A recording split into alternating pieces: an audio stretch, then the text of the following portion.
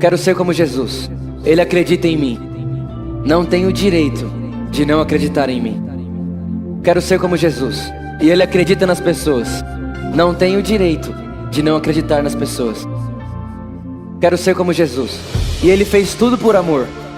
Não temos o direito de não fazermos tudo por amor.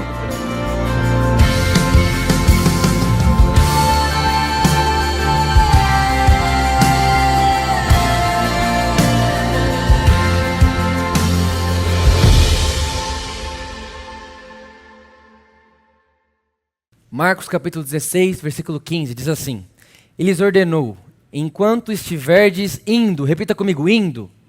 Mais forte, vamos lá, indo. Pelo mundo inteiro. Vamos lá, gente, pelo mundo inteiro. Proclamai o Evangelho a toda criatura. Feche seus olhos. Jesus, obrigado por essa palavra. Obrigado, Jesus, porque nós sabemos que essa palavra é viva e eficaz. Ela penetra nossa alma, nosso espírito. Ela nos traz vida. Por isso nós temos certeza absoluta que não sairemos daqui da mesma forma que entramos, porque nesse exato momento nos deparamos com a sua palavra. Em nome de Jesus. Amém. Com certeza você já ouviu falar a respeito desse verso. E se não escutou falar, esse é um dos versos mais famosos na igreja evangélica hoje. Essa versão, King James, é uma versão bem atualizada, ela saiu faz pouquíssimo tempo, então essa versão acabou arrumando algo que eu acredito que possa ter sido um erro que a gente como igreja cometeu há muito tempo atrás. Esse texto de Marcos capítulo 16, versículo 15, é o que a gente chama de grande comissão. É o dia que Jesus chega para os discípulos e dá uma missão para eles. Agora, gente, olha só, eu cumpri a minha missão, mas agora eu vou dar uma missão para vocês. E aí Jesus olha para eles e fala: enquanto vocês estiverem indo pelo mundo, proclamai o Evangelho. Só que repara, talvez você nunca tenha lido dessa versão, dessa maneira, esse texto. Provavelmente o que você conhece é Jesus dizendo assim: ide por todo o mundo e pregai o Evangelho a toda criatura. Só que eu aprendi com Anderson Silva o seguinte: o português, a língua portuguesa, só dá para você ter verbos passivos e ativos. Então essa é a língua portuguesa. Esse texto foi escrito em grego, e no grego existe o verbo passivo, existe o verbo ativo e existe o meio, o que eles chamam de meio. E quando esse texto foi escrito, ele foi escrito nesse verbo meio, que a gente não consegue definir muito bem o que é na língua portuguesa. Mas o que Jesus quis dizer nunca foi, na verdade, o que Jesus nunca quis dizer foi ide. Jesus sempre quis dizer enquanto vocês vão. Jesus nunca quis dizer Vitor, ide. Jesus sempre quis dizer Vitor, enquanto você vai. Tá bom, Vitor, mas aonde que isso interfere? Em todas as coisas. Porque todo mundo que já teve um encontro com Jesus muito forte, um dia já disse assim: ai, que vontade de largar tudo e ir para a África. Ai, que vontade de largar tudo e virar pastor. Ai, que vontade de largar tudo e virar missionário. Ai, que vontade de largar tudo e ir. Afinal de contas, Jesus disse: ide. Mas eu vim aqui hoje dizer para você que Jesus não disse ide. Jesus disse para você enquanto você vai. E é muito diferente uma coisa da outra. Jesus não olhou para o Vitor e disse: Vitor, para tudo que você está fazendo e agora vai. Ele disse: Vitor, continua tudo que você está fazendo. E enquanto você faz, você anuncia o Evangelho. Não é Vitor, para tudo e vai pregar. É enquanto você faz tudo, continue pregando.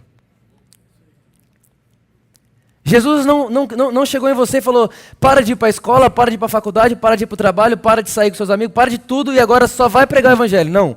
Ele está dizendo: enquanto você for para a escola, pregue. Enquanto você for para o trabalho, pregue. Enquanto você for com seus amigos, pregue. Enquanto você estiver jogando bola, pregue. Não é para você parar e ir, é enquanto você vai, pregue. Está dando para entender? Spurgeon, ele é conhecido como o príncipe dos pregadores. Quando ele tinha 19 anos de idade, para você ter ideia, o estádio estava cheio e ainda tinha 80 mil pessoas fora do estádio esperando para entrar. 19 anos de idade. Ele é conhecido até hoje, né, como o príncipe dos pregadores. Então, ele disse uma frase, e é uma das frases mais conhecidas dele, que diz o seguinte: todo cristão é um missionário ou um impostor. Não existe um meio termo. Spurgeon diz que todo cristão, ou ele é missionário, ou ele é impostor. Se você é missionário, então você não é impostor. Mas se você não é impostor, se você não é missionário, então você é um impostor do evangelho. Já diria Brennan Manning, não é verdade? Agora, vamos lá. Se eu preciso entender que eu tenho uma missão e que eu, como cristão, sou um missionário, que missão é essa? Que missão é essa, então, que eu e você, que nós como igreja temos, que nós precisamos colocar ela em prática, colocar ela em ação? Gênesis capítulo 1, a Bíblia diz que Deus faz o homem à sua imagem e sua semelhança e fala para o homem, domine a terra e se espalhe. Ou seja, homem, eu pus a minha imagem e semelhança em você, agora espalhe aquilo que eu pus em você por toda a terra. Ou seja, homem, eu coloquei de mim em você para que você espalhe de mim na terra.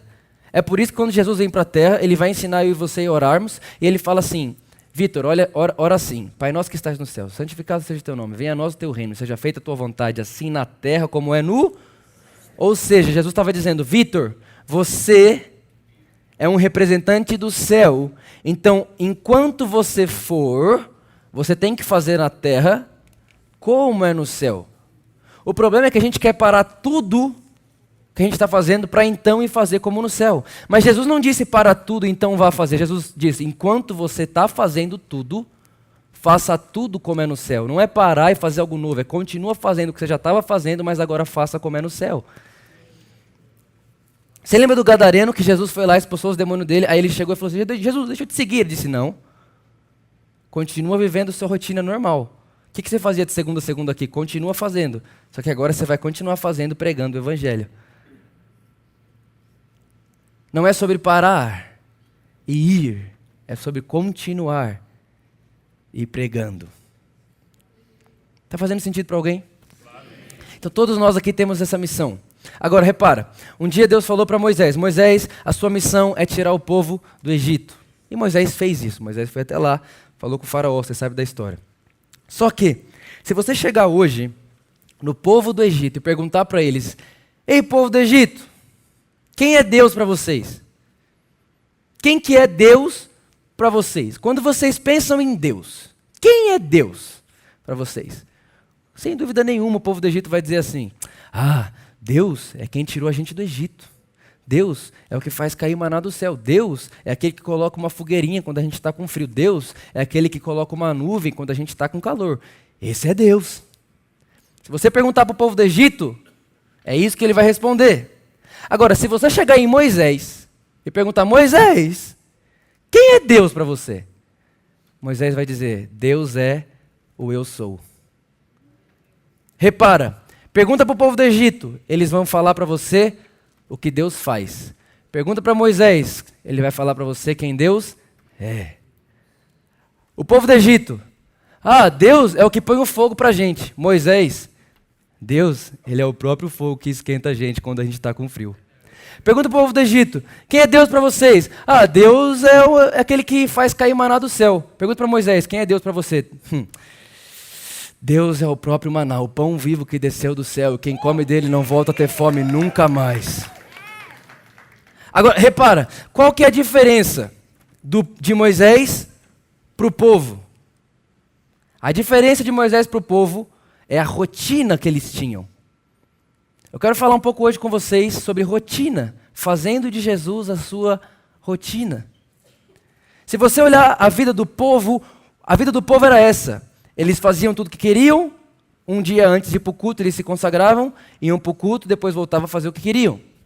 Então a rotina deles era essa. Deus para eles era um encontro. A rotina de Moisés não. A Bíblia diz que todos os dias Moisés se retirava e ia até a tenda do encontro se encontrar com Deus. Repara, o que para um era um encontro, para o outro era uma rotina. Então o que diferenciou Moisés do povo? Não é que Deus revelou mais para Moisés. É que enquanto o povo tinha Deus como encontro, Moisés tinha Deus como rotina.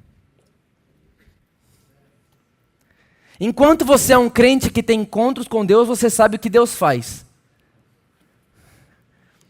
E aí, toda vez que você for falar, você vai falar o que Deus faz. E o que Deus faz, todo mundo sabe. O que Deus faz é só você olhar para o céu, para pro sol, pra lua, pro mar. Deus sabe, todo mundo sabe o que Deus faz. O mundo não precisa de pessoas que sabem o que Deus faz. O mundo está precisando de pessoas que fizeram de Deus a sua rotina, e porque fizeram de Deus a sua rotina, sabem quem Deus é. Porque às vezes, quando você fala o que Deus faz, o que Deus fez para você não serve para o outro. Mas quando você sabe que Deus é o eu sou, por que você acha que Deus diz que Ele é o eu sou? Porque Ele não está limitado. Ele não poderia falar, eu sou a luz, mas só luz? Então Ele fala, Moisés, eu sou, mas você é o quê? Eu sou o eu sou, mas você é o quê? Faz o seguinte, o que você precisa? De comida? Então eu sou o maná. Você precisa de fogo? Eu sou o fogo. Você precisa de provisão? Eu sou o provedor. Você precisa de cura? Eu sou o milagre. Você precisa de salvador? Eu sou o salvador. O que você precisa? Eu sou. Então presta atenção. Quem faz de Deus a sua rotina nunca vai querer saber o que Deus vai fazer de intervenção. Porque quem tem de Deus a sua rotina não quer saber o que Deus vai fazer para intervir, porque sabe que Deus é a própria rotina, e se Deus é a própria rotina, a solução está nele mesmo.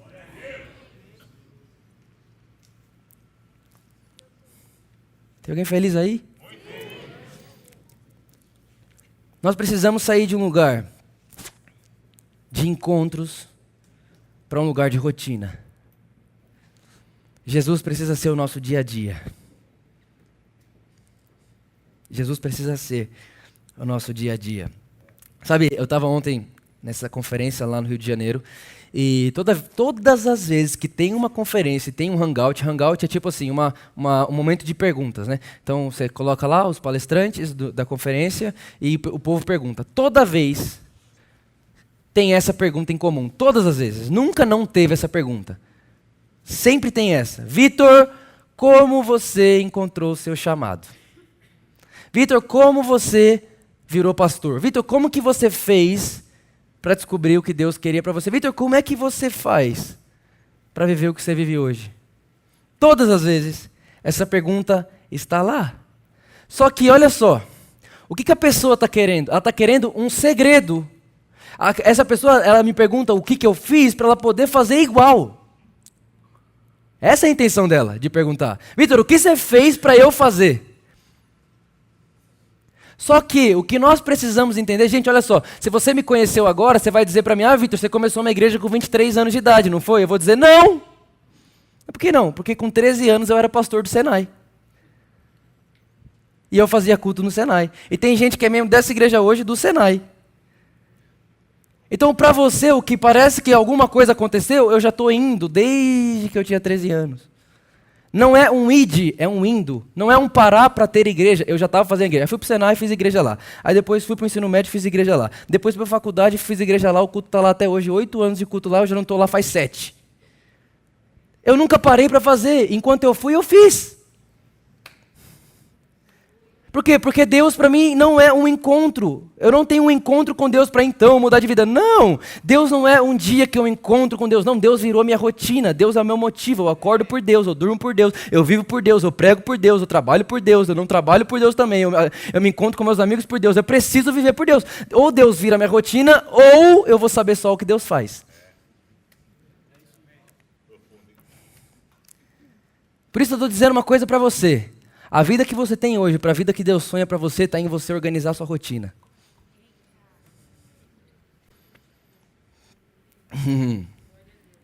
Olha que coisa legal. A vida que você vive hoje, para a vida que Deus espera que você viva, a vida que você nasceu para viver está em você organizar a sua rotina. Alguém chega em mim e fala, não, Vitor, mas você não tem ideia, o tempo voa. Pois é, o tempo voa mesmo, mas o piloto é você. Não, Vitor, mas meu Deus do céu, não é possível, o dia tinha que ter mais horas. Então você está dizendo que se o dia tem que ter mais horas, é porque Deus errou e você está acertando? Quem fez o dia com 24 horas foi Deus. Eu estou pregando isso para mim, viu? Eu estou sentado aqui hoje, porque pensa, hoje eu vou abrir meu coração para vocês, né? Eu estava deitado em casa muito cansado, falei, Deus, eu não aguento mais.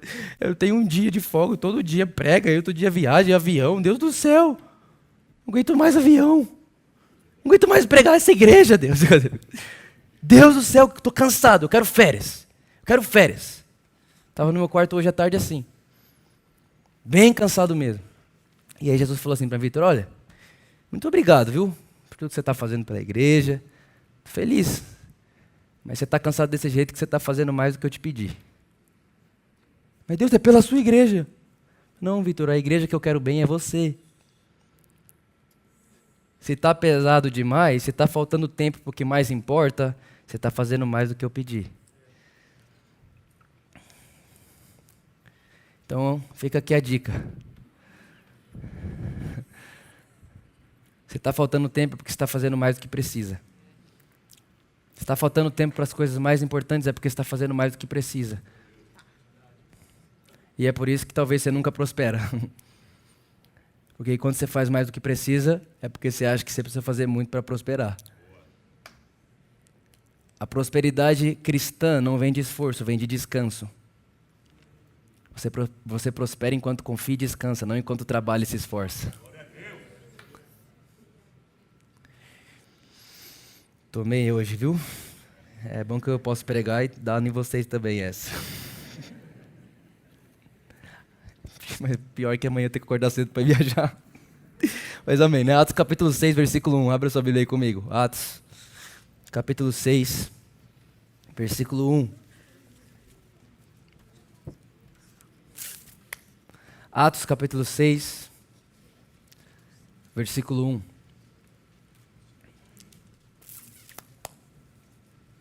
Presta atenção nisso. Ora, naqueles dias, crescendo o número de discípulos, os judeus de fala grega entre eles queixaram-se dos judeus de fala hebraica, porque suas viúvas estavam sendo esquecidas na distribuição diária de alimento. Olha o que está acontecendo. A igreja distribuía comida para as viúvas, só que começou a ter um desbalanceamento da entrega. Então estava entregando para um lado da igreja e para o outro lado não. Então começou a falar, poxa vida, por que as viúvas desse lado aqui estão toda alimentada e as viúvas desse lado não têm o que comer? Aí o que aconteceu? Por isso os 12, os discípulos, reuniram todos os discípulos e disseram, não é certo negligenciarmos o ministério da palavra de Deus a fim de servirmos às mesas. Irmãos, escolham entre vocês 7 homens, repita comigo, de bom testemunho, cheios do Espírito e de sabedoria. Olha o que está acontecendo aqui. Está faltando gente para ajudar na entrega de cesta básica da igreja. Está faltando gente para entregar a cesta básica na igreja. Aí o apóstolo, um dos apóstolos, a gente não sabe quem é, mas um dos 12, olha e fala assim, tá faltando o quê? Entregador de cesta básica? Tá bom, então vai atrás de um homem que tenha bom testemunho, cheio do Espírito e de sabedoria. Mas para quê? Você vai ungir ele apóstolo para tudo isso? Não. É entregar a cesta básica. O entregador de cesta básica na igreja, bom testemunho, cheio do Espírito e cheio de sabedoria. Você queria um pastor desse, mas lá ele era só um entregador de cesta básica. Era só um entregador de cesta básica, sim ou não? Não. Não. Por quê? Porque a Bíblia diz que aqueles que nasceram do Espírito agora são Espírito. Não existe mais alguém que tenha um cargo funcional. Todos que nascemos de Deus, nascemos para o mesmo propósito. Qual o propósito? Crer em Jesus e representá-lo. Por isso, se é pastor, se é empregado, não importa mais se fica no púlpito pregando, se fica na recepção recebendo pessoas, ou se fica lá fora cuidando do carro, não importa mais. Se é espiritual, não tem uma coisa mais importante que a outra, porque agora tudo que importa é a crença em Jesus e a representação de Jesus. É isso que importa. Agora, olha, continua. Pode passar para o próximo. Tal proposta agradou a todos. Então escolheram Estevão, homem cheio de fé e do Espírito Santo. Estevão, homem cheio de fé e do Espírito Santo. Além de Filipe e tal, não sei o que. Próximo. Apresentaram esses homens aos apóstolos, os quais oraram e lhes impuseram as mãos. Versículo 8, passa para o 8. Estevão, homem cheio da graça e do poder de Deus, realizava grandes maravilhas e sinais entre o povo. Agora, olha que coisa mais absurda. Ele era um entregador de cesta básica. Mas a Bíblia diz que ele está realizando grandes sinais e maravilhas. Era um entregador de cesta básica. Não era nada demais. Não era um super apóstolo. Mas era alguém que tinha entendido o indo. Estevão enquanto você vai, cure os enfermos, prega o evangelho, liberte os cativos, ressuscite os mortos. Então Estevão entende que ele não precisa parar de entregar a cesta básica para fazer isso, mas enquanto ele entrega a cesta básica, ele pode fazer isso.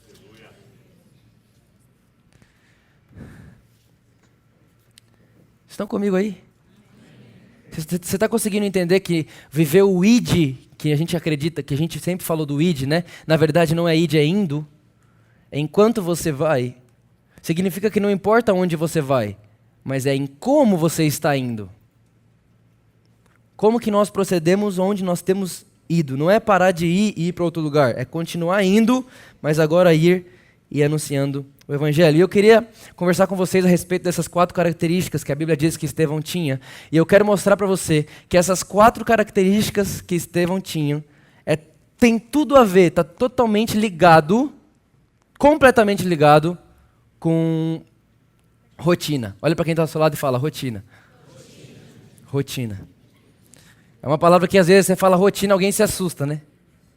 Rotina. Não gosto de rotina. É rotina. Primeira coisa que a Bíblia fala que o homem tinha que ter era bom testemunho.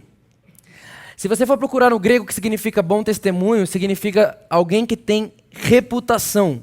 Ou seja, alguém que tem autoridade para testemunhar. Então, alguém que tem bom testemunho é alguém que tem autoridade para testemunhar. É por isso que a Bíblia diz em Atos capítulo 1, versículo 8, que nós receberíamos o poder de Deus quando viesse sobre nós o Espírito Santo e seríamos suas testemunhas. Testemunha. Gente, o que testemunha faz? Testemunha prova que algo foi real. O que é uma testemunha? A testemunha de um assalto. É alguém que viu o assalto, por isso pode testemunhar que aquilo é uma verdade. Aquilo não é uma mentira, aquilo é uma verdade. Mas por que é uma verdade? Porque eu vi. E porque eu vi, então eu tenho autoridade para ser uma testemunha. Então, quando a Bíblia diz sobre esse homem cheio, desse homem que tem um bom testemunho, a verdade é que ela estava dizendo assim, era um homem que trazia em si mesmo provas de que o Evangelho era real. Era um homem que trazia no seu próprio corpo a imagem de que o Evangelho era de verdade.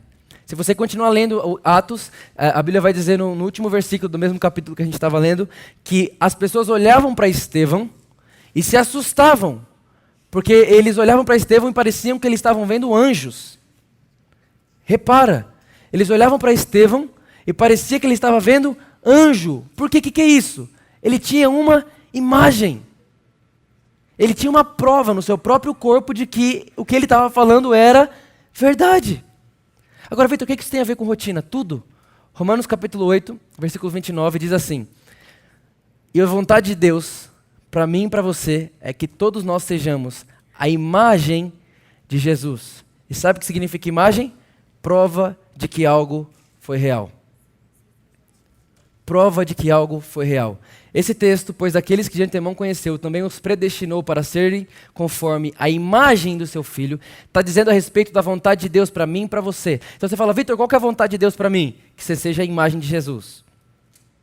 Vitor, o que você acha que Deus quer de mim? Que você seja a imagem de Jesus.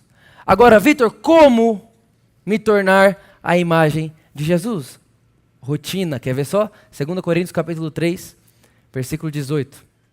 Lê comigo, ó, 2 Coríntios, capítulo 3, versículo 18. E todos nós, que com a face descoberta, contemplamos a glória do Senhor, segundo a sua imagem. Então repara, para você ser alguém que tem autoridade para ser testemunha, você precisa de dia a dia com Deus. Você precisa de rotina com Deus. Gente, a importância do tempo. Tiago Brunet fala muito bem sobre isso. Ele está falando comigo ontem até. Ele está falando, Vitor, o dia que essa geração entender que a maior riqueza que nós temos não é dinheiro, é o tempo, então tudo muda. Tudo vai mudar. A moeda de hoje, gente, é o tempo. Está tudo à sua volta querendo o seu tempo. E se você não governar o seu tempo, ele passa por cima de você, você nem vê. Quando foi ver, já foi, é ou não é? Quem que já passou um dia que falou, gente, nem vi, passou, me atropelou esse dia. Foi embora, você nem viu. A moeda de hoje é o tempo. Então, gente, nós precisamos aprender a lidar com rotina, dia a dia com Deus. Jesus precisa se tornar a nossa rotina. A segunda coisa que a Bíblia fala a respeito de Estevão é que ele era cheio do Espírito. Agora, quem é o Espírito? O Espírito Santo é a pessoa de Deus em nós. Olha o que diz a Bíblia em 2 Coríntios capítulo 13. Coloca para mim no versículo 14. 2 Coríntios 13, 14. A graça do Senhor Jesus Cristo, o amor de Deus e a comunhão do Espírito Santo seja com todos vocês. Olha aqui. Quando foi que nós conhecemos a graça de Jesus? Quando ele morreu na cruz, sim ou não? Quando foi que nós conhecemos o amor de Deus? O dia que ele enviou Jesus, sim ou não? Então você concorda comigo que a graça de Jesus e o amor de Deus foi manifestado no passado? Sim ou não? Mas e a comunhão do Espírito?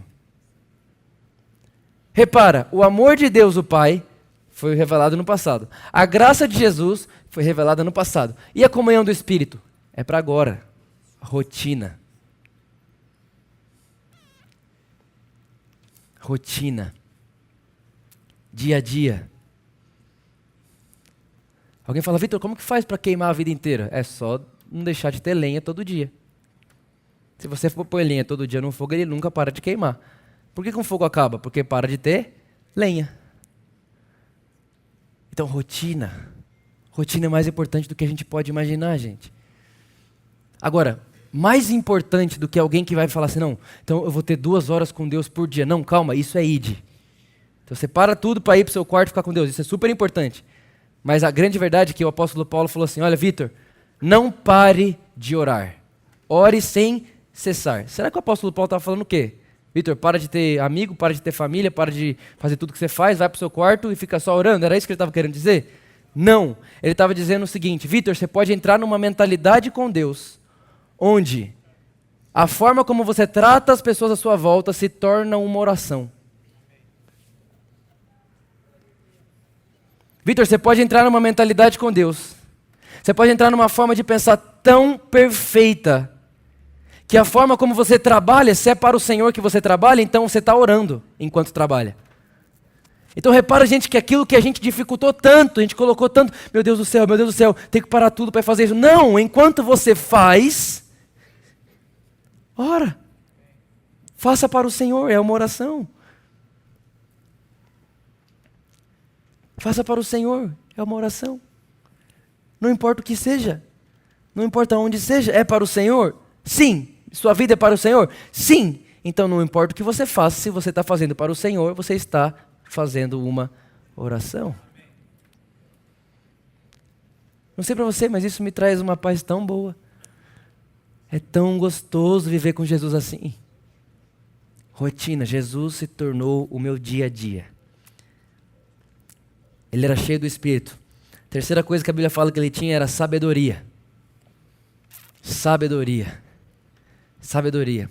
Com certeza você já ouviu falar a respeito daquele provérbio que diz assim, o princípio da sabedoria é o temor ao Senhor. É ou não é? E se você for pesquisar um pouco o que significa temor na velha aliança, temor significa ter medo mesmo. Então na velha aliança, você temer a Deus, ele estava dizendo, você tem que ter medo de Deus mesmo. Agora Jesus veio redefinir temor para mim e para você. Olha o que diz Mateus capítulo 4, versículo 9. Presta bem atenção nisso, que de tudo que eu vou falar, para mim isso é o mais importante. Mateus capítulo 4 é o momento onde o diabo está tentando Jesus.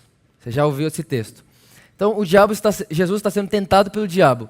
E toda vez que o diabo tenta Jesus de algo, Jesus devolve para o diabo um versículo bíblico. Certo? Então, presta atenção. É o diabo falando. Tudo isso lhe darei se você prostrar e me adorar. Jesus lhes disse, retire-se, Satanás, pois está escrito, adore o Senhor, o seu Deus, e só a Ele preste culto. Só que esse texto que Jesus está citando, está lá em Deuteronômio capítulo 6. Olha isso. Em Deuteronômio capítulo 6, o versículo que Jesus está citando não é adore o Senhor, o seu Deus. É tema o Senhor, seu Deus. Então o que aconteceu com Jesus? Será que Jesus esqueceu que estava escrito tema e falou adore? Ou será que Jesus estava querendo redefinir temor? Estava escrito tema, Jesus fala adore. Ué, Jesus, você esqueceu o texto, foi? Não, ele não esqueceu o texto. Ele estava redefinindo o temor. Repara nisso. Na velha aliança, tema, tenha medo. Em Jesus, adore. Sabe o que significa adorar? Ir até o alvo da adoração e beijar a sua mão. Olha isso. Tema, tenha medo de Deus e faça culto para Deus. Aqui, vai com confiança até o alvo da sua adoração e pode beijar ele a hora que você quiser.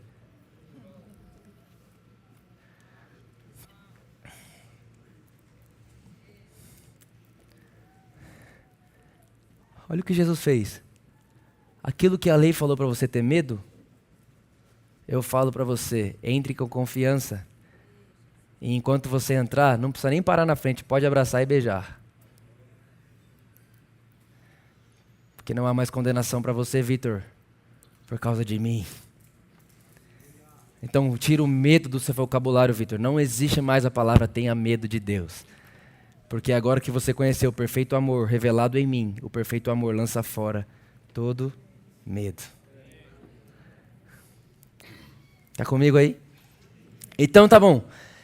Se a Bíblia diz que o princípio da sabedoria é o temor ao Senhor e Jesus redefiniu o temor, então significa que o princípio da sabedoria é ir até Jesus em intimidade e beijá-lo e ficar com ele. Ou seja, dia a dia, rotina.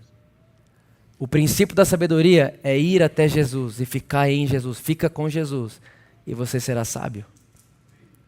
Gente, eu estou totalmente convencido de que você é hoje fruto da rotina que você teve sua vida toda. Sim ou não? É sim, nós somos fruto. O que você sabe, o que você não sabe é fruto do que você estudou. Ou seja, do tempo que você deu para o estudo. O que você sabe é porque você estudou. O que você não sabe é porque na hora que era para você estar estudando aquilo, você não estava. Então não adianta. Nós nos tornamos fruto do nosso dia a dia. E repara que eu não estou falando nada de salvação aqui. Eu estou falando sobre você viver como alguém que é cheio do Espírito, que é cheio de sabedoria, que é cheio de fé, que tem bom testemunho. Estão comigo? E a última coisa que a Bíblia fala que Estevão tinha era fé. Ele tinha fé. O que é fé, gente? Fé é a certeza do que se espera. Então repara que fé está no futuro, sim ou não? Se fé é a certeza do que eu estou esperando, o que eu estou esperando não está no presente, está no futuro. Então fé é mais do que simplesmente eu segurar bem e ficar firme no presente. Fé me conduz ao meu futuro antes de eu chegar lá. Então fé é o meio pela qual eu crio o futuro antes de chegar. Eu estou convencidíssimo, garantido que Estevão sabia que morreria assim antes de chegar lá. Porque ele já tinha visto primeiro, por causa da fé. É por isso que o apóstolo Paulo fala assim, olha, eu sei que eu vou ser derramado como oferta, eu sei que eles vão me matar. Como você sabe? Porque pela fé eu já fui lá.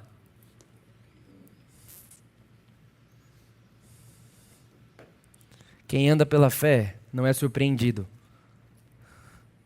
A fé é o que antecipa você a tudo que virá.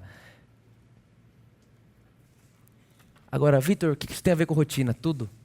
Porque a Bíblia diz assim, sem fé é impossível agradar a Deus. Tá bom, e como eu faço para ter fé? A Bíblia diz assim, a fé vem pelo ouvir. E ouvir a palavra de Deus. E quem que é a palavra de Deus? Jesus.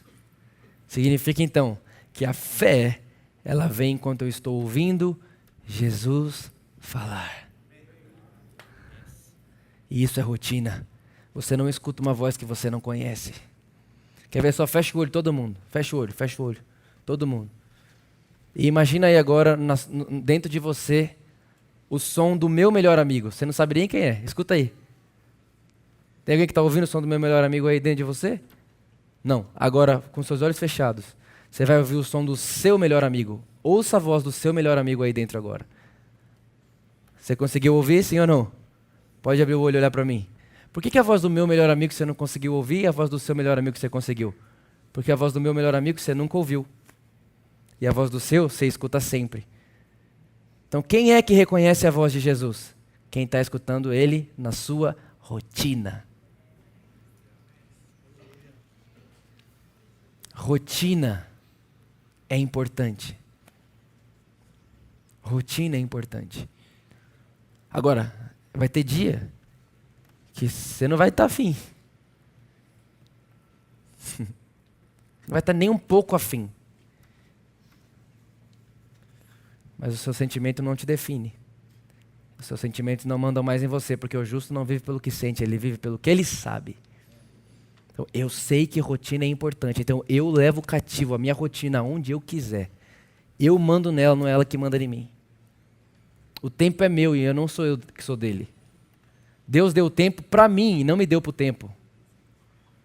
Se Deus deu o tempo para mim, eu uso ele do jeito que eu quero. Deus não me deu para o tempo. Foi ao contrário. Então quem decide o que eu faço com ele sou eu.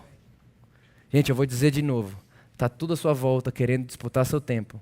Porque seu tempo fala do seu dia a dia. E seu dia a dia de hoje define o seu dia a dia de amanhã. Se você hoje não tiver rotina com Deus, eu vou prever seu futuro agora. Ó aqui, vou prever. Se você não tem rotina hoje de oração, de Bíblia, de vida com Jesus. Se você não tem rotina de leitura de livros. Então, talvez você pergunte, Vitor, por que eu estou assim hoje? Por causa das suas escolhas de 2 meses para cá. Ô Vitor, por que eu estou tão bem hoje? Porque há 2 meses atrás você escolheu mudar a sua rotina. Há 2 meses atrás você escolheu mudar a sua forma de pensar. Há 2 meses atrás você escolheu mudar o que você lê. Há 2 meses atrás você escolheu mudar o que você ouve. Há 2 meses atrás você escolheu mudar o que você vê. E é por isso que hoje você está num lugar que você não estaria se não tivesse mudado a sua rotina. Olha que espiritual. Vim aqui hoje falar para você da sua rotina. Por isso eu garanto para você, sem medo de errar, o que define seu futuro é sua rotina de amanhã. Deus escreveu. Olha só. O Tiago Brunet me disse isso ontem. Ele falou, Vitor, Deus planejou o seu futuro. Ele não realizou. Quem realiza é você. Enquanto você se planeja na sua rotina. Está tudo planejado. Mas quem realiza? Você. Quando eu tinha 13 anos de idade, disseram para mim que eu seria um pastor e um pregador, e que eu ia viajar o mundo, com 13 anos. Eu me lembro que era um final de semana, com 13 anos de idade, me disseram que eu seria um pastor e um pregador. Na segunda-feira eu cortei meu cabelo igual pastor, troquei minha mochila de costas por uma mochila de lado que eu achava mais pastoral. Sério? E passei gel no cabelo para trás. Verdade. Eu lembro que eu cheguei na escola nesse dia, eu nunca vou esquecer, a hora que eu entrei, tinha um amigo meu chamado Johnny, ele falou, o que aconteceu com você, cara? Eu falei, agora eu sou o pastor dessa escola aqui. Mas Vitor, você imperou? Não, eu só acreditei no que Deus disse. Então Deus planejou e eu mudei minha rotina e hoje eu estou aqui. Deus planejou seu futuro, cara. Mas enquanto você não se posicionar na sua rotina, infelizmente o planejado fica só no planejamento. Não se torna realidade. E é uma pena quando alguém morre sem tornar real o que Deus planejou. Porque Deus não planejou nada igual para ninguém. Significa que quando alguém morre sem viver o planejado, nunca o mundo vai ver o que poderia ver através desse alguém. Ninguém existe para fazer o que você existe para fazer. Ninguém pode fazer o que só você pode fazer.